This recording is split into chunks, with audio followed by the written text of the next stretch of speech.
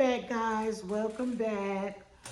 I'm glad to be back. I was away for a while because I had back surgery, so I'm still kind of in the recovering stages, but I feel a lot better. So I'm glad to be back with you guys, picking up where we left off. The second segment that we had, which was the last one, it was on depression in our children and the importance of being properly diagnosed and treated.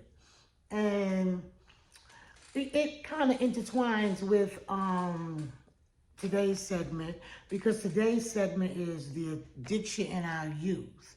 So, you know, well, we all know addiction can be pretty much anything. You know, people addicted to sex, food, drugs, stealing, addiction can be basically anything. So, I want to focus on the addiction in our youth and what it stems from. You know, what the underlying issue is, because in cases of addiction, a person doesn't eat because a person is not addicted to food because they enjoy eating. Somebody that smokes is not addicted to smoking because they like to smoke. People on drugs, they're not getting high because they want to get high. It's always an underlying, issue. So I think that in instances of addiction, that it's very important to find out what the underlying issue is, And in our youth, I'm going to say that it's based on circumstances. Addiction is something of circumstance. It stems from the way you were treated as a child, the way you were raised, your interactions, and things of that nature. And when things happen in our lives, we don't stop to say, oh, this is coming from this, because nine times out of 10 is subconscious. So I think that it's important to target whatever the issue is. It comes from self-hate, feeling unwanted, being neglected, being sexually abused, being verbally abused, mentally abused. It stems from so many things. And what we do is we take these things and we kind of compartmentalize. We put them to the back, and we think, okay, it's back there. We don't have to deal with it. But the reality of it is you're subconsciously dealing with it. You're subconsciously dealing with it when you are using drugs, or when you are binge eating, or, addicted to sex, because you don't want to feel, the person doesn't want to feel whatever that trauma is.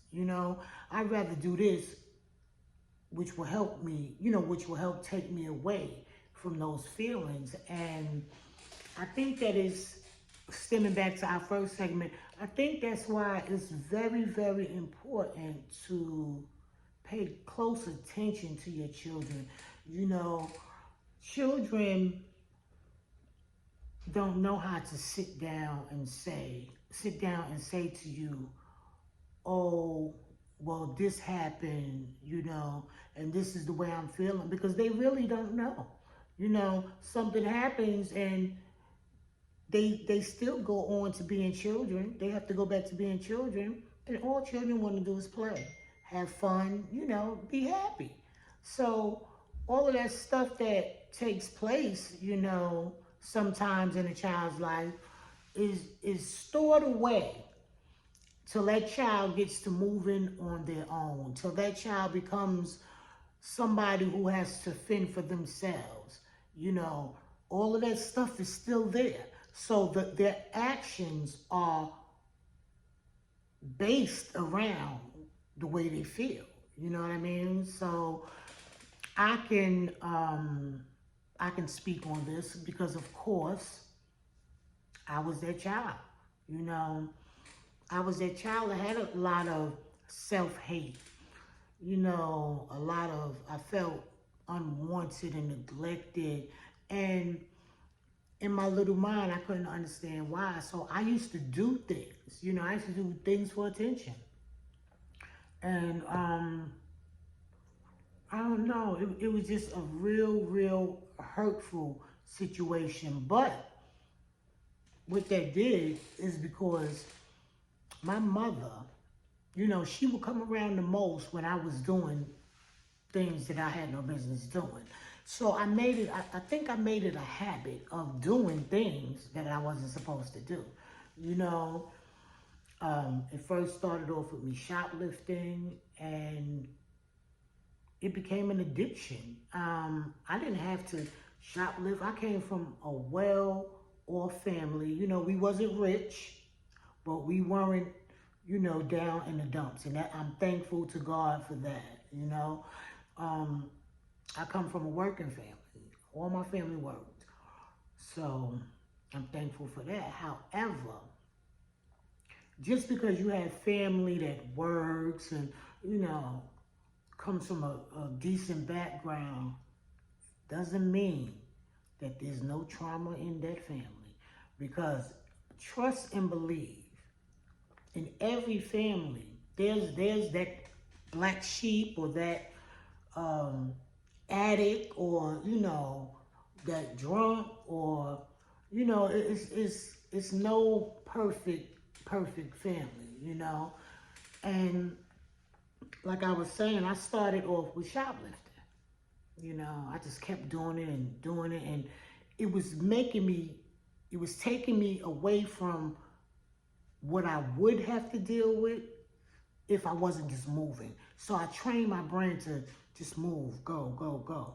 And that's what I did. And from that, I became addicted to drugs. I became addicted to crack. That was, well, crack wasn't out then, but freebase, that's what they used to call it. And it was crazy because I didn't even enjoy getting high. I just, I don't know, I just did it. I guess just to be having something to do. And I thank God that I was strong enough, you know, to beat it, you know, to get away from it. I thank God, but that's because I dig deep within myself, and I still do that to this day. You know, I dig so deep to where I'm traumatized. My childhood was traumatizing. I sat here yesterday and I spoke to my daughter, and we were talking about my great grandmother because she's the one who spent a lot of time with me. And I just broke down crying because that little part of my life that I spent with her was the best time of my life ever. You know, and I don't think that any child should have to feel like that. I think a person should be able to look back at their childhood and say, "Oh man, I had the best childhood." You know, I miss, you know, my childhood. It was a good childhood, and you know, I don't know. Excuse me, y'all. Gotta stop this call. But yeah, it was the best childhood, and I think that that's important. So, in saying that, I try to make sure that my children, well, I hope that I'm making sure that my children don't feel those feelings because those are some very deep rooted feelings, you know. to feel like you're not worth it and things like that. And I realized that it spills over into my adulthood, you know. That's where, you know, being depressed and all of that stuff stems from, you know. So it's very important to pay attention to your children, you know, pay attention to the signs, you know. When you see them, things change, and talk to your kids, you know, let your kids know that they can trust you, you know, entrust some things to them. You know, I'm very, very open with my children. You know, I let them know who I am. And in return, they give me who they are. I can tell you who each one of my children are. I can tell you what that one to do and what that one won't do. You know, I am deeply rooted into their lives.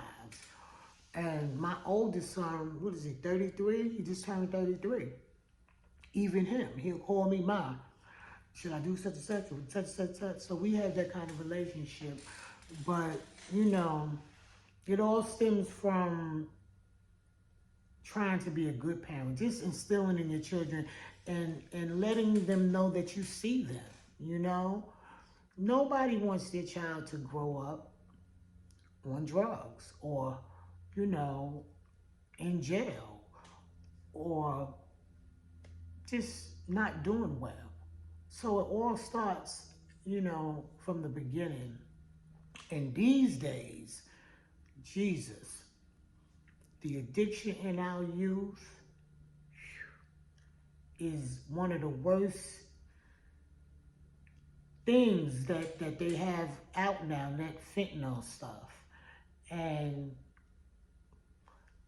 I know a few young kids that have died from that.